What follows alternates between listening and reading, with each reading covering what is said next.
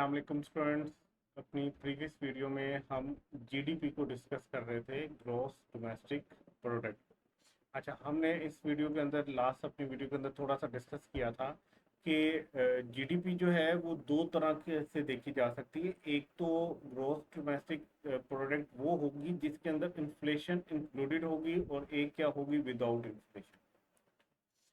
अच्छा, अब मैं आपको स्टार्ट में बता चुका हूँ कि फॉर एग्जांपल जीडीपी मैं कैलकुलेट क्यों करना चाह रहा हूँ। मैं ये देखना चाह रहा हूँ कि 2020 से साल जो था, 2020 साल जो था, इसमें जीडीपी कितनी थी।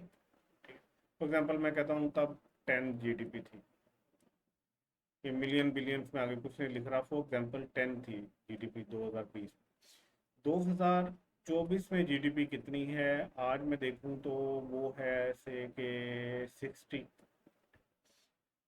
अब मैंने क्या 10 से 60 तक जो है ये जो शिफ्ट देखा, ये क्या मेरी इकोनॉमी ने इतना ग्रो किया? क्या मेरी इकोनॉमी में अब जो प्रोडक्ट्स बन रही हैं या गुड एंड सर्विसेज हैं, उनकी जो वैल्यू आ रही है मेरे पास, मार्केट वैल्यू या फैक्टर कॉस्ट, क्या वो 10 से 60 पे जो आई, इसका मतलब क्या है कि अब मैंने ज़्यादा गुड एंड सर्विसेज बनाना शुरू कर दिए। ठीक है, ये मेरे पास क्वेश्चन। इसका आंसर ये है कि शायद मैंने कुछ ज़्यादा बनाना शुरू कर दी हो, बट ये 10 से लेके 60 तक आने के पीछे 2021 भी था, 2022 भी था, 2023 भी था, फिर अब 2024 आए, और हर साल इन्फ्लेशन भी आई। जो 2010 में 10 रुपए की चीज़ थी, 2011 में हो सकता है वो 12 रुपए की हो गई हो, फिर वो 15 रुपए की हो गई हो, फिर वो 20 रुपए की हो गई। तो इसका मतलब ये है कि हर साल इन्फ्लेशन भी हो रही है, महंगाई भी हो रही है। तो मैं जीडीपी का अगर कंपैरिजन करना चाह रहा हूँ, मैं देखना चाह रहा हूँ कि मैं आज 2024 के अंदर अगर जो मैंने जीडीपी कमाई है या मेरी इकोनॉमी ने जो जीडीपी कमाई है 2020 की निस्बत, वो कितनी ज़्यादा है। तो क्या मैंने ये तरक्की की है? क्या मेरी इकोनॉमी जो है अब ज़्यादा गुड एंड सर्विसेज बनाने लग गई है, क्योंकि मार्केट वैल्यू अब 60 पे चली गई है, किसी दौर में 20 में 10 पे थी। तो इसके पीछे दो रीजन है। हो सकता है मेरी वाकई में इकोनॉमी ने ग्रो किया हो, लेकिन इसके अंदर इन्फ्लेशन भी तो आ गई है, चीज़ों की मार्केट वैल्यू भी तो अब महंगी हो गई है, तो इस वजह से भी हो सकता है हो। तो मैं अगर कंपैरिजन करना चाहता हूँ कि 2020 से 2024 का कंपैरिजन करना चाहता हूँ, तो एक तो ये है कि सिंपल मैं इन्फ्लेशन को ऐड रखूँ, ठीक है, और मैं इन दोनों का कंपैरिजन करूँ, तो मुझे नजर आएगी पिक्चर के हाँ, तब हम 10 पे खड़े थे, आज हम 60 पे हैं, तो हमने ग्रो किया। ये क्या था? नॉमिनल जीडीपी थी, जिसमें हमने इन्फ्लेशन को इंक्लूड रखा। फिर मेरे पास दूसरी ऑप्शन ये है कि मैं इसके अंदर से ना इन्फ्लेशन का सारा इफेक्ट निकाल दूं। तो इन्फ्लेशन का इफेक्ट निकालने के बाद हो सकता है यहाँ पे फिगर है 30 की। अब ये 10 और 30 का कंपैरिजन बिल्कुल फेयर है, विदाउट इन्फ्लेशन है, क्योंकि ये भी रियल जीडीपी है, ये भी रियल जीडीपी है। ठीक है, तो अब मैं कह सकता हूँ कि भाई 2020 में मेरी गुड एंड सर्विसेज की मार्केट वैल्यू 10 की थी, अब मैंने गुड एंड सर्विसेज ज़्यादा बनाई हैं, तो वो अब 30 की है, तो मेरी इकोनॉमी ने ग्रो किया, अब मेरी इकोनॉमी ज़्यादा गुड एंड सर्विसेज बनाती है। ठीक है, सो आप समझते हैं नॉमिनल जीडीपी क्या होती है? Value of GDP evaluated at current market price. मतलब आज अगर हम 2024 या 2025 की बात कर रहे हैं, तो आज की मार्केट प्राइस के हिसाब से जो हम जीडीपी कैलकुलेट करेंगे उसको कहते हैं नॉमिनल जीडीपी। इसके अंदर इन्फ्लेशन का इफेक्ट बिल्कुल होगा। ठीक है, तो इसलिए हम कहते हैं total current market value of all good and services including inflation क्या कहलाएगी, जिसमें महंगाई का जो है इंक्लूजन होगा, वो कहलाती है नॉमिनल जीडीपी। लेकिन अगर हम किसी तरह महंगाई जो है इसमें से लेस कर लें, उसकी वैल्यू को लेस कर लें, तो फिर हमारे पास क्या आ जाएगी? Real GDP. Value of GDP evaluated at base year, constant year के ऊपर जो है ना, मार्केट प्राइस के ऊपर अगर हम देखें विदाउट इन्फ्लेशन, तो फिर क्या कहलाता है? Real GDP. अच्छा, आपने अब ये बेस ईयर वगैरह कॉन्सेप्ट जो है ना, शायद अपने मैथ या स्टैट में पढ़ा हो। बेस ईयर यहाँ पे क्या था कि जिसके साथ हम कंपैरिजन करने जा रहे थे 2020, वो बेस ईयर था। तो उस बेस ईयर के हिसाब से मैं जितनी इन्फ्लेशन आई 2024 तक, उस सारे को खत्म कर दूं, बेस ईयर अपना कांस्टेंट रखूं, मार्केट प्राइस उस हिसाब से विदाउट इन्फ्लेशन कर लूं, तो फिर मुझे पता चलेगा कि मैंने चीज़ें ज़्यादा बनाई हैं कि नहीं बनाई। तो ये है रियल जीडीपी। ठीक है, और ये एक्यूरेट इंडिकेटर होता है इकोनॉमिक ग्रोथ का। ये आपको सही बता रहा होता है कि क्या आपकी इकोनॉमी के अंदर गुड एंड सर्विसेज जो हैं वो ज़्यादा बनना शुरू हो गई हैं, या जो आपको एक नज़र आ रहा है कि बैलून के अंदर हवा इतनी भरी हुई है, ये सारी इन्फ्लेशन की हवा है। तो ये आपको ये होता है। अच्छा है, अब हम देखते हैं कि ये रियल जीडीपी जो है वो कैलकुलेट कैसे होती है। ठीक है, तो कैलकुलेशन के लिए जो है वो हम देख लेते हैं कि रियल जीडीपी कैलकुलेट कैसे होती है। पहले तो ये देख लेते हैं कि total value of good and services with regard to base year जो कॉन्स्टेंट होता है मार्केट प्राइस सिंस, तो उसको क्या होता है, वो हम कहते हैं real GDP. It is an inflation corrected figure. ये जो आपके पास अब फिगर आती है ना रियल जीडीपी की, ये इन्फ्लेशन निकाल के आती है, इन्फ्लेशन करेक्ट हुई हुई आती है, इसमें से इन्फ्लेशन निकली होती है। So it is deemed to be an accurate indicator of economic growth. बिल्कुल ठीक हो गया। तो आपकी रियल जीडीपी कैसे फाइंड आउट की जा सकती है?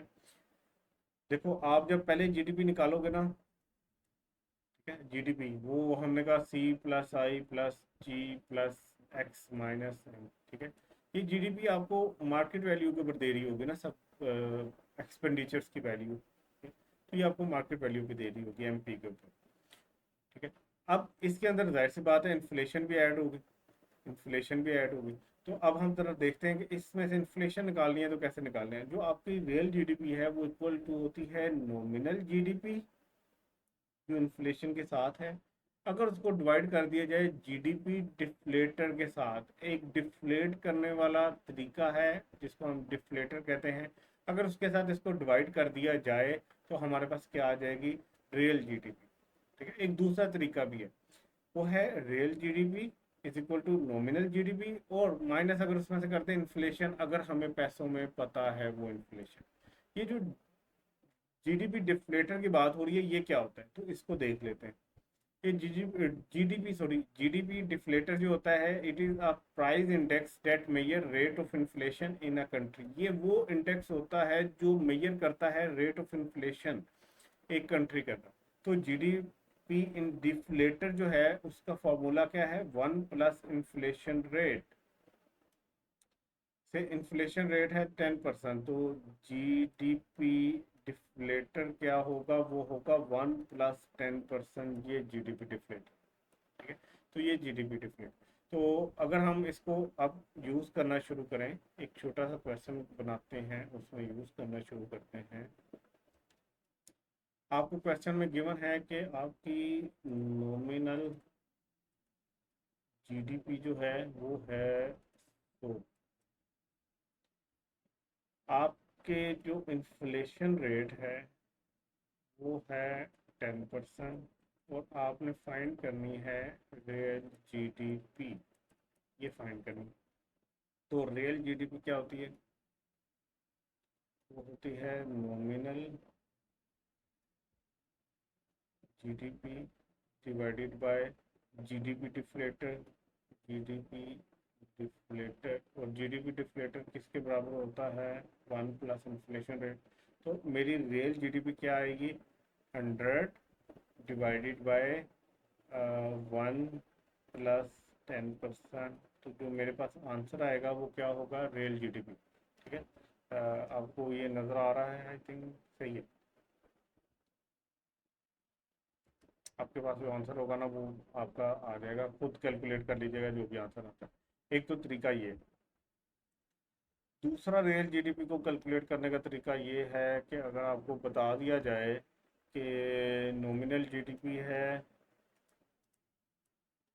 100 रुपये, इन्फ्लेशन है, अब ये रुपीज़ में इन्फ्लेशन बताई जा रही है, ये भी फॉर एग्जाम्पल 100 रुपये, तो ये इन्फ्लेशन अब परसेंटेज नहीं, इन्फ्लेशन रेट की बात नहीं हो रही, इन्फ्लेशन इन अमाउंट या रुपीज़ बात हो रही है, वो है 30। तो रियल जीडीपी कितनी होगी, वो होगी 100 - 30। अगर मैं नॉमिनल में से इन्फ्लेशन निकाल दूं तो रियल जीडीपी आ जाएगी 70। ठीक है, तो ये आ गया। अच्छा, अब जरा इस फॉर्मूले को आपने गौर से देखना है। Real GDP, real GDP is equal to nominal GDP divided by GDP deflator. इस फॉर्मूले से क्या मैं नॉमिनल जीडीपी निकाल सकता हूँ कि मुझे रियल जीडीपी की वैल्यू गिवन हो और जीडीपी डिफ्लेटर गिवन हो, या इसका इन्फ्लेशन रेट गिवन हो, तो क्या मैं नॉमिनल निकाल सकता हूँ अगर नॉमिनल ना पता हो? बिल्कुल निकल सकता है। नॉमिनल जीडीपी इक्वल होगी real GDP multiplied by deflator. ठीक है, मल्टीप्लाइड बाय जीडीपी डिफ्लेटर। ठीक है, मतलब इसको मैं इस तरह इसमें से ये भी फाइंड आउट कर सकता हूं। क्या मैं इसमें से ये फाइंड कर सकता हूँ? बिल्कुल फाइंड कर सकता हूँ, ठीक है। Nominal GDP divided by real GDP आपको जीडीपी डिफ्लेटर भी दे सकता है। सो जीडीपी डिफ्लेटर के दो तरीके से फाइंड आउट किया जा सकता है। एक तो वन प्लस इन्फ्लेशन रेट है, एक क्या है, GDP deflator is equal to nominal GDP over real GDP, ठीक है। तो ये डिपेंड करता है आपको क्वेश्चन में डाटा क्या दिया गया, उस हिसाब से आप इसको कैलकुलेट कर सकते हो। इसी तरह रियल जीडीपी को भी आपको कैलकुलेट करवाया जा सकता है इन दो फार्मूलों से। नॉमिनल को भी करवाया जा सकता है और इसको भी करवाया जा सकता है, ठीक है। तो ये जीडीपी को देखने के दो तरीके हैं, जिस हिसाब से हम उसको देख सकते हैं, ठीक हो गया। अच्छा, अब हमने अभी तक जो है वो पढ़ लिया है जीडीपी एमपी, ठीक है। इंशाल्लाह अगली वीडियो में हम जीडीपी फैक्टर कॉस्ट पढ़ें, ठीक है। अपना ख्याल रखिएगा, इंशाल्लाह नेक्स्ट वीडियो में मिलेंगे। अल्लाह हाफिज़।